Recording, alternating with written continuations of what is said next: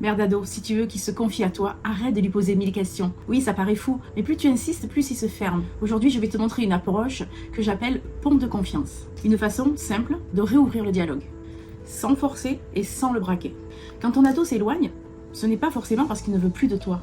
C'est parce qu'il est en train de construire son intimité et son identité. Le psy Erik Erikson a montré que l'adolescence est marquée par le besoin d'autonomie et de secret. En gros, plus tu l'envahis, plus il te repousse.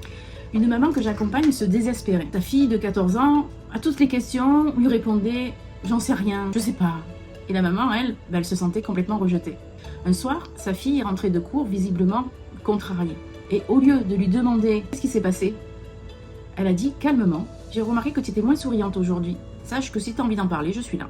Et t'es pas obligé de me répondre maintenant. » Sa fille a filé dans sa chambre et 1 heure plus tard, c'est elle qui est venue s'asseoir sur son lit pour lui en parler.